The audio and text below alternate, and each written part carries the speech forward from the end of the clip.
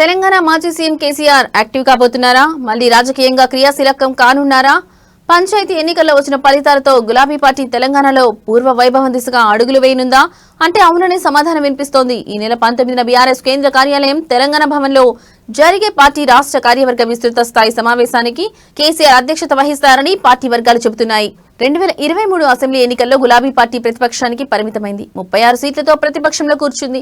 2024 సార్వత్రిక ఎన్నికలు వచ్చేసరికి ఆ పార్టీ పరిస్థితి మరింత దిగజారింది. 17 పార్లమెంట్ స్థానాలకు గాను ఒకచోట కూడా విజయం సాధించలేకపోయింది. డిజాస్టర్ ఫలితాలలో చతికిలపడిన ఆ పార్టీని చూసి కేసీఆర్ సైతం ఫుల్ సైలెంట్ మోడ్లోకి వెళ్లిపోయారు. అయితే ఇప్పుడు పంచాయతీ ఎన్నికల ఫలితాల్లో అధికార పార్టీకి దీటుగా గులాబీ పార్టీ నిలవడంతో కేసీఆర్ మళ్లీ యాక్టివ్ మోడ్లోకి రానున్నట్లు సమాచారం. ఇక నుంచి కేసీఆర్ శాసనసభకు కూడా హాజరవుతారని తెలుస్తోంది. పార్టీ కార్యక్రమాలతో దూకుడు పెంచుతారని సమాచారం.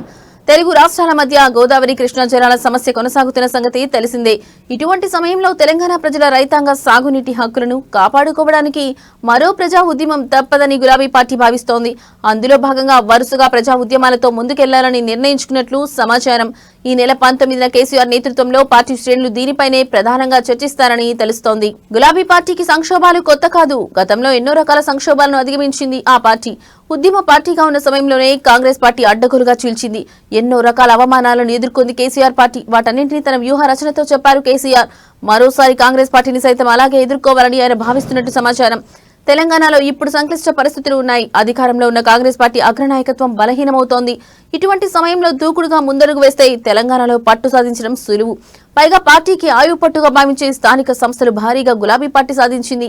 ఇదే అదనుగా ప్రజా ఉద్యమాలకు శ్రీకారం చుడితే మంచి ఫలితాలు వస్తాయని కేసీఆర్ భావిస్తున్నారు.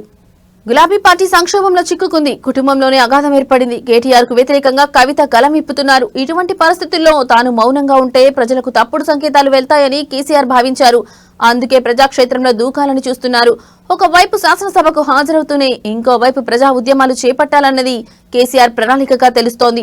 ఒకవైపు పంచాయతీ ఎన్నికల ఫలితాలు, ఇంకోవైపు గులాబీ బాస్ మౌనం వీడడంతో ఆ పార్టీ శ్రేణుల్లో జోష్ నెలకొంది.